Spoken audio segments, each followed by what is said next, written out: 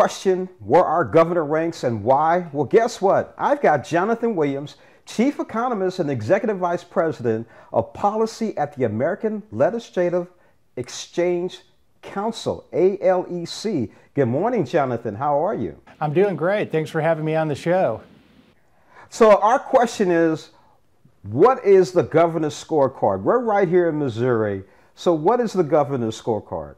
Well, this is a report that we put together annually to really analyze our 50 chief executives across the state capitals as to the impact that they have on their state's economy, their taxpayers, and of course future job creation and very important policy discussions that are happening throughout our 50 laboratories of democracy, as we like to say. And governors, of course, have a big role in that, working with their legislators in Jefferson City and other state capitals to really make a difference for their states. So how does our governor rate on your scorecard? Well, there's pretty good news for Governor Parson in that he ranks one of our 4-star governors, ranking 12th best in the country. So there's some really good news there for him. And of course, as a former state legislator, he knows this area very well of the interaction between the legislative branch and the executive branch and the kind of things that he can do as a chief executive to keep Missouri strong and growing. And he ranks very well in many of the categories on our report, including keeping taxes low, managing state spending growth, and keeping an eye out for state debt and the threat that that brings to state taxpayers in Missouri. Now, what trends do you see from past scorecards?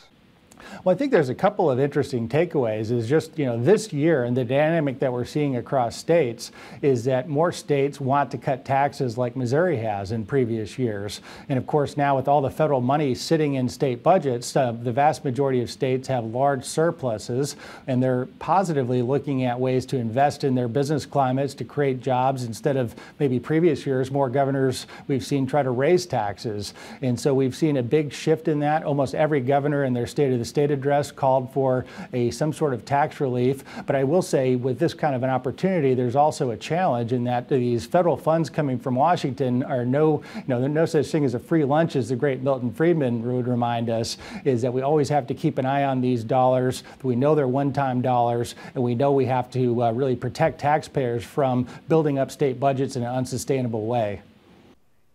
Now, how do the new rankings compare to the rankings released in October of 2020? Well, there's a couple of new themes here, and one is, and rightly so, less of a focus on COVID-related lockdown policies like in our first report. And so we spend more time focusing on coming out of the pandemic, managing federal funds. A big dynamic in the states this last year was would governors, and Governor Parson did the right thing here, get people back to work and stop the incentive really for people to stay home. When you tax people who work and you pay people not to work, as Dr. Laffer, my co-author, often says, we shouldn't be surprised when we have a labor shortage. And of course, that's played out all across America, especially when the governors did the wrong thing on that and kept that disincentive to get back to the workforce. And so that's been a big area that we focused on, is just the return to normal, the huge migration that we continue to see from the high-tax states like California, New York, and Illinois to states that value economic freedom and lower taxes like Missouri. Now, what has changed in our state's ranking from 2020, and how does that impact people who live in our state?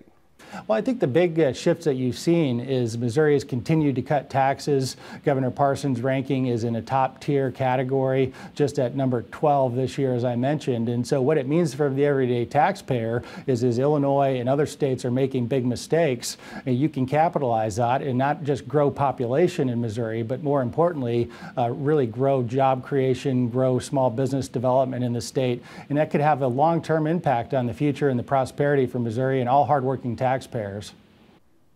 Now, where can our Missourians go to view the scorecard? RankMyGovernor.org is a great resource, and you can not only see our rankings, but you can actually give Governor Parson and other governors the rankings if you disagree with ours.